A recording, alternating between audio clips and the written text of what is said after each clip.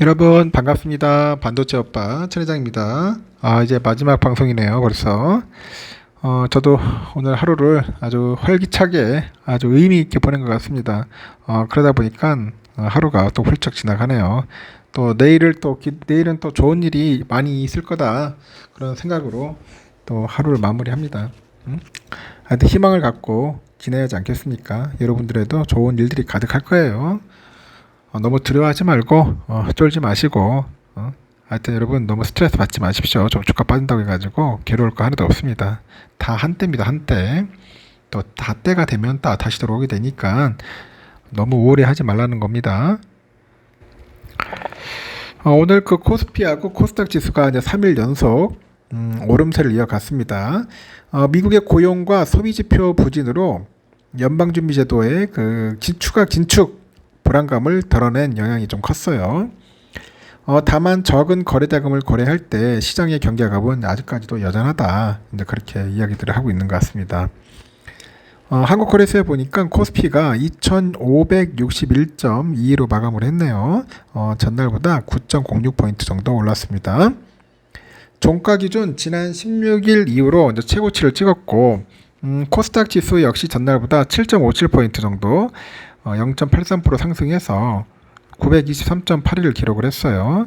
지난 1일 이후로 가장 높았다고 하죠. 이날 코스피 지수는 2578.62까지 올랐는데 외국인 투자자들이 이제 사자에서도 팔자로 돌아서더라고요. 그래서 이제 상승폭을 좀 반납을 했고요. 코스피에서는 기관애들이 1779억 정도 순매수를 했고 개인들이 1796억, 외국인들이 한 165억 정도 순매도를 했죠. 코스닥에서는 개인들이 2343억 정도를 이제 순매도를 했어요.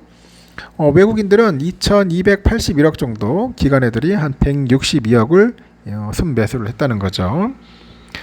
미국 시장에서 불어온 그 훈풍이 증시를 달궜습니다. 29일날 보니까 미국의 고용과 소비 지표가 전문가 예상치를 밑돌면서 미국의 국채 금리가 하락을 했고요. 미국 증시는 물론이고 한국 증시에도 이제 긍정적으로 작용을 했습니다. 하지만 장중에 미국채 10년물 금리가 이제 반등 조짐을 보이다 보니까 투자 심리가 소폭 꺾였다는 거예요. 소폭 꺾였다 그렇게 보시면 됩니다. 이렇게 부진한 거래량하고 거래 대금도 증시 상승폭을 제한을 했는데 코스피는 거래량 보니까 3억 4,902만 주네요. 거래 대금은 7조 한 6,400억 정도로 올해 하반기 들어서 가장 적었습니다. 앞으로 발표될 미국 경제 지표를 주시를 하면서 이제 보수적인 투자가 좀 이어지고 있는 것 같아요. 오늘 또 31일에는 미국의 개인 소비 지출 PC의 물가 지수가 있어요.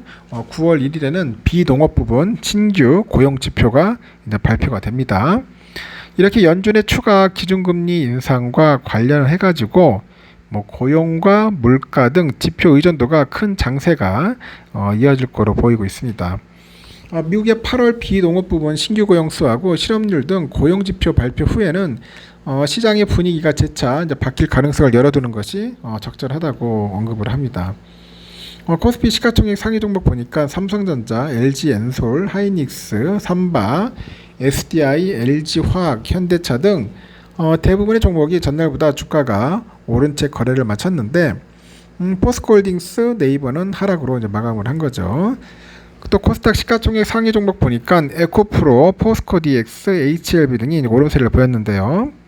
에코프로비엠하고 셀트론 헬스케어, LNF 등은 SM 등은 주가가 하락을 했어요. 업종별로 보면 비철 금속, IT 서비스, 통신 장비 등등 강세였는데 무역하고 손해보험, 해운 쪽은 상당히 부진을 했다는 겁니다.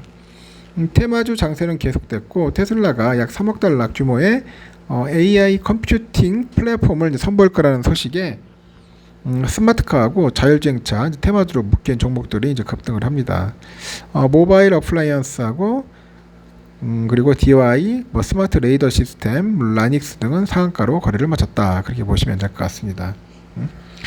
테슬라 효과가 좀 있네요. 테슬라 효과가 있어가지고 테슬라 영향을 좀 많이 받은 것 같아요. 현재 유럽을 보니까 영국은 그래도 소폭 상승을 합니다. 영국은 한 0.35% 정도 상승을 하고 있고, 프랑스는 좀 오르다가 좀 빠지고 있어요. 지금 하락세로 가고 있는데 소폭 하락하고 있습니다. 0.24% 빠지고 있고요. 독일도 쭉 빠졌다가 현재 소폭으로 빠지고 있습니다. 한 0.29% 정도 현재 하락을 하고 있습니다. 필라델피아 반도체는 현재 3629.57인데 2.59% 정도 올랐죠. 새벽에. 오늘 과연 어떨까? 상당히 궁금해집니다. 오늘 좀 시원하게 올라줘야죠. 올라줘야 하는데 뭐 계속 뭐 오를 수 있겠나요, 여러분?